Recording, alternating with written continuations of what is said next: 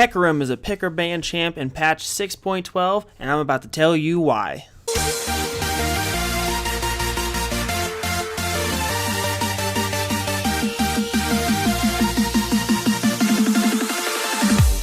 What's up everybody, I'm BTrue, and today I'll be going over what makes Hecarim so good in patch 6.12.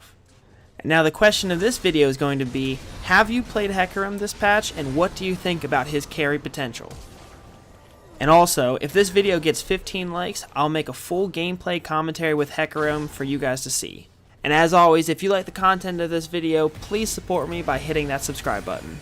Real quick before we get into the content of this video, I just want to apologize.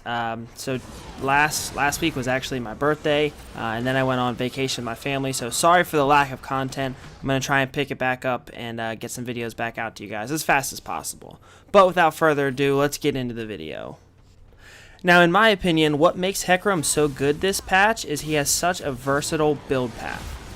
Now what I've been doing with him is I've been getting the first jungle item to start the game off, and then immediately start building Triforce. Start with the Sheen, get boots somewhere in there, the Phage, then the Triforce, then you can actually finish your jungle item. So I stick with the first jungle item all the way up until I actually have my full completed Triforce, because Triforce is such a huge spike in power for Hecarim, and you're going to be building that every single game no matter what build you go. So then the first real decision comes is to what jungle enchantment you're going to buy after your Triforce. And because Hecarim is so versatile, you can kind of, gauge out how the game's going and go from there. So if you've got some tanky people, like maybe a tank top laner and tank support, and your team is ahead and you want to just, completely stomp out the enemy, go warriors and then just build full damage. Like go with like a Yomu's, a Sterix Gauge, Maul of Malmortius, and you'll be doing an insane amount of damage and be able to one-shot some of their squishies and carry really, really hard. On the other hand, if you want to be as effective as possible, and let's say, now that there's a lot more carry laners up in the top lane, if your team needs a tank, or if you're a little behind or even just even with the other team, I would recommend going Cinderhulk. Cinderhulk on Hecarim right now has the highest win rate, so basically you go Triforce, Cinderhulk, and then full tank. And what that allows you to do is with the Triforce, you have enough damage to kill just about anybody in the game, but then you're able to just stay alive for as long as possible. So that gives you a lot of flexibility, and it allows you to carry really well, because you can just dive into the enemy team, not die immediately, but continuously do a lot of damage with your Q and your Triforce procs. And then as sort of a non-meta, but if you just want to add a little AP to your team, or if you're just looking to have fun, you can actually go AP Hecarim and build Runic Echoes. Your W and your alt actually scale with AP, and if you build Runic Echoes and go full AP, you can alt into the middle of a team fight, and if you're able to hit 4 or 5 people with that on the enemy team, you'll actually nuke a large majority of their health down and potentially even just murder some of their squishies. So it's definitely the worst out of the 3 jungle enchantments that you can build. It's more of a fun thing that you can try in normals, but hey, there's nothing to say that you can't do it in ranked. It's just not the most ideal for climbing right now. So I already touched on it, but one of the biggest things about Hecarim right now is the insane amount of damage that he is able to output with just one item. So that Triforce alone gives you enough damage to kill pretty much anybody in the game. Because of how short the cooldown on your Q is, you're able to spam your Q and continuously get those Triforce procs, on top of the fact that you have your E to let you charge in, push people back, your alt to close the gap and fear them. And when you put those 3 things together, Hecarim really only needs one item in order to do an insane amount of damage, build full tank, which is disgusting because they can't kill you. You're sitting there just helicoptering your scythe around and just murdering everybody in the back line. And it's really, really effective right now, and the change to Triforce only helped because Hecarim didn't really use crit chance before, and that cooldown percentage helps him get his Qs off more frequently, which helps him hit the procs more often, and I mean, you can see how that kind of snowballs.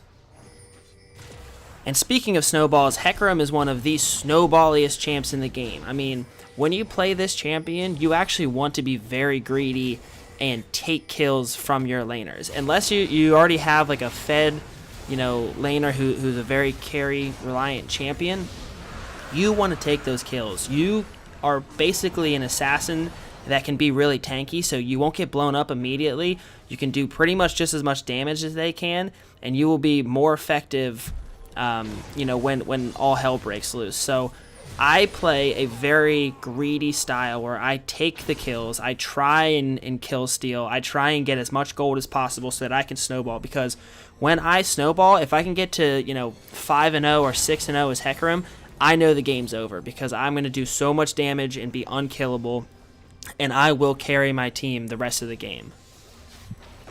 And then on top of the amount of damage that you do and how tanky you can get, another reason that Hecarim is so great at carrying is because his Triforce procs, he can get off on towers. So if you use your E, charge in on a tower, you jump into it, you do the increased amount of damage, and then every 2 seconds you hit your Q, your next auto attack, even if you don't hit anything, it doesn't matter because you're still getting the proc on Triforce, so you just use your Q anyway. And then you get that Triforce proc, which makes you do 200% of your attack damage onto towers. So after you get a Triforce, you can actually take towers extremely fast by yourself, which is another great tool for carrying currently in this elo, in this season, because it's all about objectives right now. And the faster you're able to take turrets, and with how fast this meta is right now, you want people who can just demolish turrets. And Hecarim, with his Triforce procs and his E to charge in, can absolutely demolish turrets in 10-15 seconds pretty easily.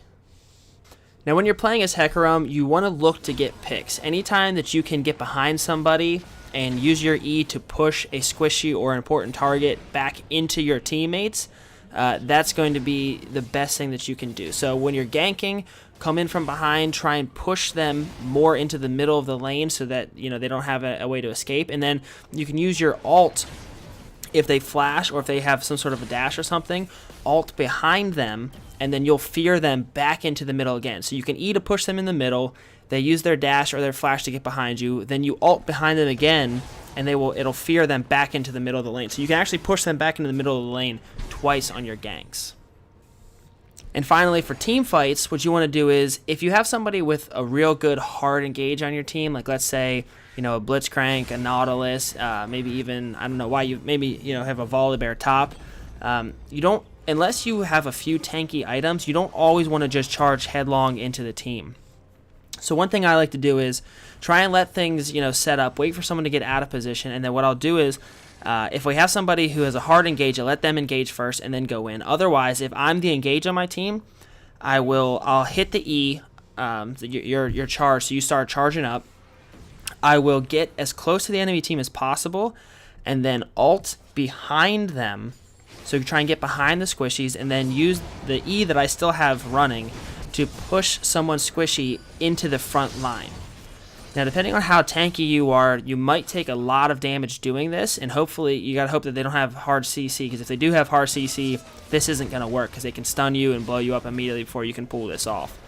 But if you can pull this off and push the squishy people into the front of the line, not only are you going to be a huge problem because you're tanking, you do a lot of damage, and you can kill them by yourself, but now your enemy team can use all their cooldowns on the squishy target as opposed to wasting them on a tanky target. And that allows you to win a lot of team fights by yourself if you can get a good pick out onto somebody. So guys, I hope you liked this video, and I hope I did a good job of explaining why Hecarim is so strong. Currently right now he has a top 3 win rate in the jungle in all elos, because he's extremely versatile and he is one of the best carry junglers in the game right now, and I would definitely suggest trying him out immediately, because it takes a little bit of getting used to, but once you get the flow and the feeling down for Hecarim, you can absolutely take over games and solo carry hard from the jungle. So everybody have a great day, and peace.